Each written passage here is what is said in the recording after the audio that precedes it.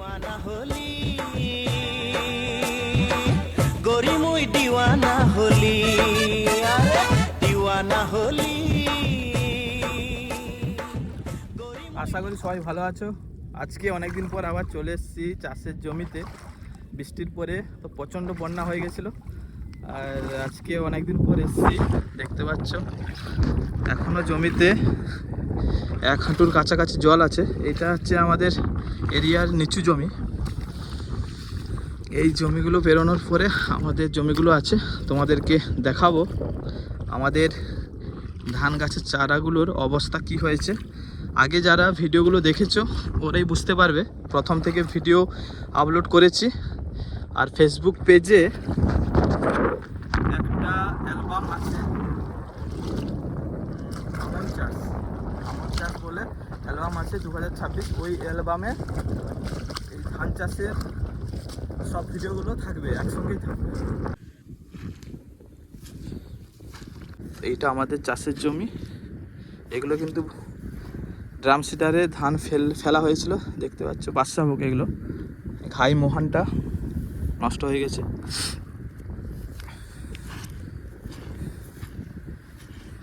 চারা কিন্তু অনেকটাই লম্বা হয়ে গেছে। এদিকটা রুয়া, এই যে বন্যাটা গেল, বন্যার আগে এই জমিটায় রুয়া হয়েছে, দেখতে পাচ্ছ পুরো লেপ্টে গেছে। আর এদিকটায় ড্রাম সিডারে ফেলা হয়েছিল। দুটো জমির মধ্যে পার্থক্যটা বুঝতেই পারছো। এই বৃষ্টিতে প্রচণ্ড ক্ষতি হয়েছে, মানে যারা বিশেষ করে আমাদের এই সাইডে ধান চাষিদের ব্যাপক ক্ষতি হয়েছে। এই সময় যদি ধান গাছের ভেতরে লক্ষ্য করি তাহলে দেখতে হবে এই যে এই গাছগুলো, এইগুলো পুরো জমিতে ভর্তি হয়ে গেছে। আর ঘাসও হয়েছে, প্রচণ্ড ঘাস হয়েছে। এখন আগে একবার ওষুধ দেওয়া হয়েছিল, ওটা ঠিকঠাক কাজ করেনি, কারণ ওষুধ দেওয়ার পরেই বৃষ্টি। এবারে ওষুধ দিব বলে এনেছিলাম ওষুধ, কিন্তু দেওয়া হয়নি। দেইনি, ভালো হয়েছে, কারণ দেওয়ার পরেই বন্যা হয়ে যেত। এরকম অবস্থা হয়ে গেছে। দেখি আরেকবার দোকানে গিয়ে ওষুধ নিয়ে আসতে হবে। কি ওষুধ স্প্রে করা যেতে পারে এখন গাছের বয়স হয়ে গেছে প্রায় 30 দিন মতো হয়ে যাচ্ছে।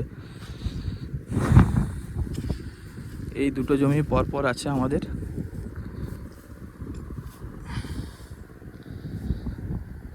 আর ওইখানে একটা পাওয়ার টিলার দেখতে পাচ্ছ, নাঙ্গল হচ্ছে।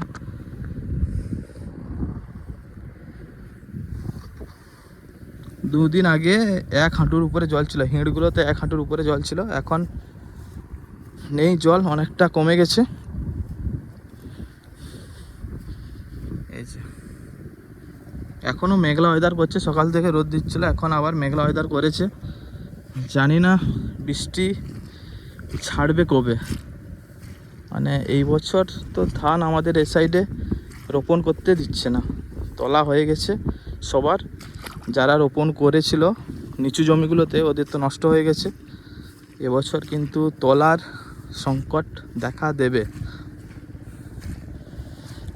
এই দুটো জমি